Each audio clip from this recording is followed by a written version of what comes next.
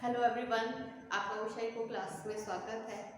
और जैसा कि आपसे लास्ट वीडियो में प्रॉमिस किया था कि ऐसे क्वेश्चंस हम लेकर के आएंगे जो मोस्ट इम्पॉर्टेंट हैं और आपके एग्ज़ाम्स में आने वाले हैं।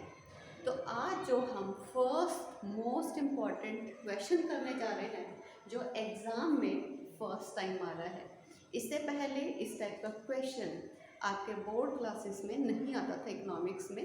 आज हम करने जा रहे हैं डाटा एनालिसिस।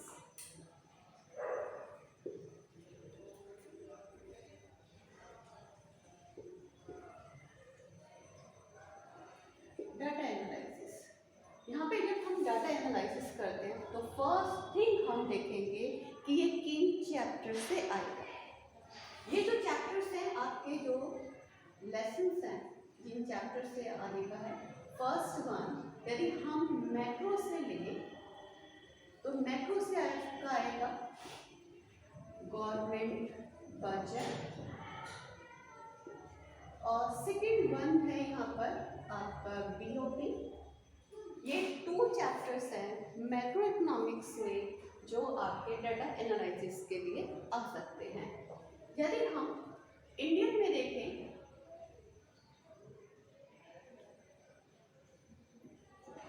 इंडियन इको में देखें तो ये चैप्टर्स हैं आपके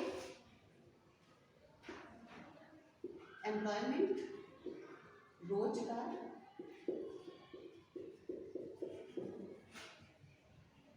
सेकेंड वन है आपका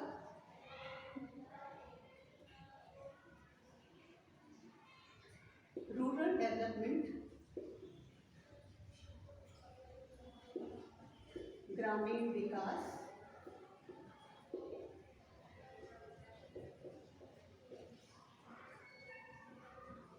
नेक्स्ट वन है आपका मोस्ट इम्पॉर्टेंट आपका कंपैरिजन,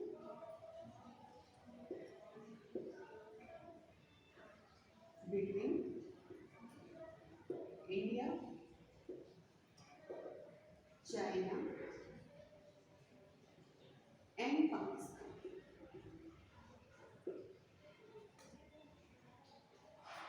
ये आपके थ्री मोस्ट इम्पॉर्टेंट चैप्टर्स हैं जिसमें से आपके क्वेश्चन से आ सकते हैं। तो इसके साथ ही इन तीन चैप्टर्स के साथ आपका एक और चैप्टर है ह्यूमन कैपिटल फॉर्मेशन,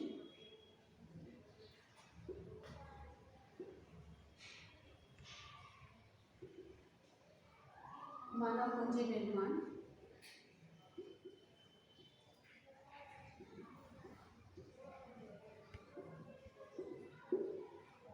बेटे ये चार चैप्टर्स हैं। यहाँ पे हम जब गवर्नमेंट बजट यानी कि सरकारी बजट, बीओपी यानी कि भुगतान शेष,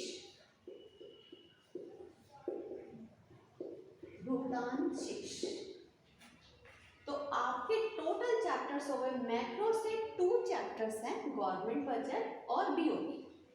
इंडियन इको से हम कर रहे हैं एम्प्लॉयमेंट, रोजगार, रूरल डेवलपमेंट, ग्रामीण विकास, comparison between India, China and Pakistan यहाँ पे, और ह्यूमन कैपिटल फॉर्मेशन, मानव पूंजी निर्माण। ये टोटल 6 चैप्टर्स हैं जहाँ से आपका ये क्वेश्चन आएगा डाटा एनालिसिस का। अब ये चार चैप्टर्स के साथ एक और चीज़ मैं यहाँ पे बताना चाहूँगी। ये आपका हो गया डाटा एनालिसिस के लिए जो कंपलसरी है, 3 मार्क्स में 4 मार्क्स में आपका आएगा ही आएगा। इसके साथ साथ एक और चीज़ मैं यहाँ पे बताना चाहूँगी कि यदि यहाँ पर हम एक चैप्टर और ऐड ऑन करते हैं तो ये चैप्टर्स है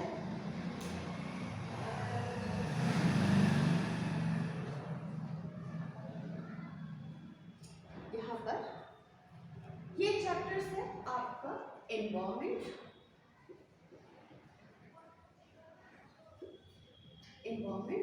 एंड आपका सस्टेनेबल डेवलपमेंट,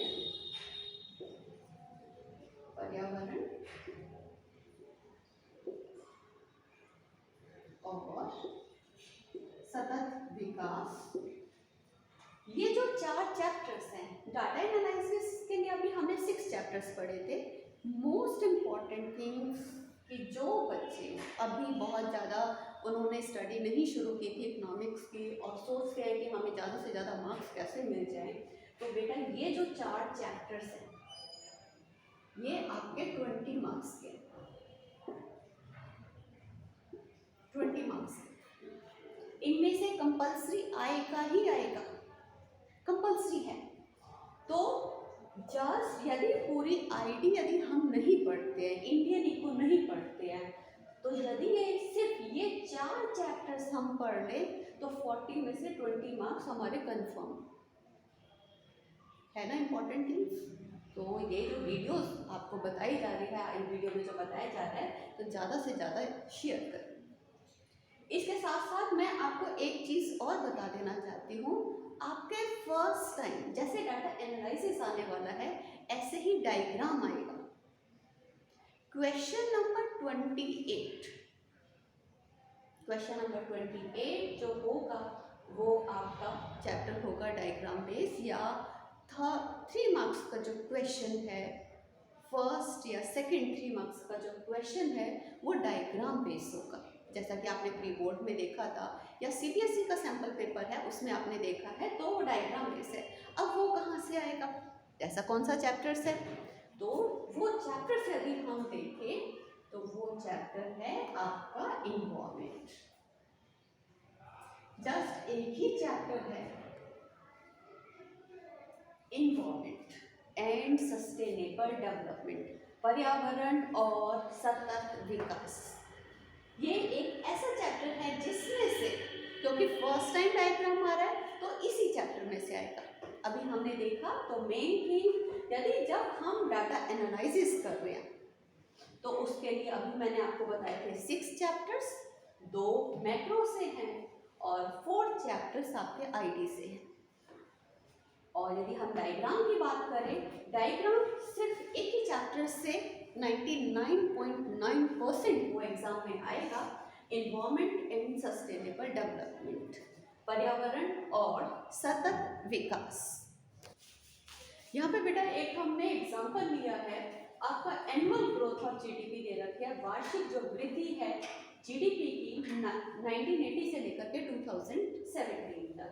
आपको कंट्री से रखे हैं, ये हमने लिया है आपका comparison between the India, China और पाकिस्तान। तो ये आपकी कंट्री है 1980 और 90 में यदि हम ग्रोथ ऑफ जीडीपी देखें तो दिस वन है, 15 to 17 देखें तो दिस वन है। अब इस क्वेश्चन को करना कैसे है, मेन थिंग, क्योंकि फर्स्ट टाइम ही आपके एग्जाम में आ रहा है तो ये चीज़ ध्यान रखनी है, यदि आपको कुछ भी नहीं आ रहा, कुछ भी समझ में नहीं आ रहा, ये डाटा एज इट इज उतारो। पहली चीज, यदि आपको सिस्टमेटिक तरीके से करना है एक क्वेश्चन तो इसका एक पर्टिकुलर मेथड है और वो मेथड है ORS। अब आप कहोगे कि ये ORS क्या है, O for observation, observation, observation यानी कि अवलोकन। अवलोकन में करना क्या है, हमें 3 से 4 पॉइंट, मतलब 2 से 4 पॉइंट्स लेने, ज़्यादा हम इसमें ऑब्जर्वेशन में नहीं लेंगे। 1980 में इंडिया का ग्रोथ रेट 1980 और 90 में इतना था, 15-17 में इतना था, चाइना का इतना था, या फिर डायरेक्टली हम यदि कहें कि चाइना का ग्रोथ रेट सबसे ज़्यादा था 1980 और 90 में और इंडिया का सबसे कम था। First line. सेकेंड लाइन यदि हम कहें, सेकेंड पॉइंट यदि हम कहें कि 2015-17 में इंडिया का जो ग्रोथ रेट है वो सबसे ज़्यादा है और सबसे कम है पाकिस्तान का। ये हमारा ऑब्जर्वेशन हो गया, अवलोकन हो गया। सेकेंड पॉइंट है R फॉर रीजन, यानी कि आपको कारण बताना है। कारण यदि हम यहाँ पे देखें तो यहाँ पे मेन जो रीजन आता है कि चाइना में जो न्यू इकोनॉमिक पॉलिसी है वो 1978 से स्टार्ट हो गई थी, उसका भी बहुत फर्क पड़ता है। और उनकी जो स्ट्रैटेजीज थी उस टाइम पे यदि हम कहें, उस टाइम पे उनकी जो स्ट्रैटेजीज थी better than the India and Pakistan.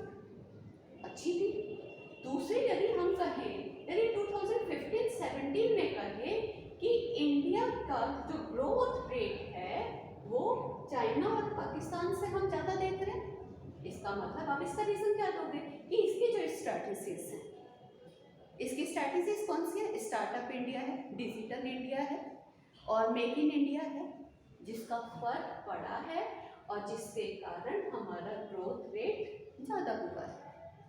तो ये रीज़न आपको लिखने हैं, रीज़न भी आपको बेटा यहाँ पे 2 से 3 पॉइंट्स आपको लिखने हैं, क्योंकि ये जो ऑब्जर्वेशन है आपका 4 मार्क्स में और 6। इस बार एक और चीज़ मैं बताना चाहूँगी कि 6 मार्क्स का जो क्वेश्चन है आपका 4 क्वेश्चन है, क्वेश्चन नंबर 16, 17, क्वेश्चन नंबर 33 और क्वेश्चन नंबर 34, ये 6 मार्क्स के हैं, बट 99% ये 2 पार्ट्स में डिवाइडेड होंगे। आपका सिंगल 6 मार्क्स का क्वेश्चन नहीं है, तो एक मीन्स जो 6 मार्क्स के क्वेश्चन है पार्ट ए और पार्ट बी में डिवाइड होगा, तो उसी के अकॉर्डिंग हम प्रिपेयरिंग करेंगे। नेक्स्ट वन है एस फॉर सजेशन, सुझाव।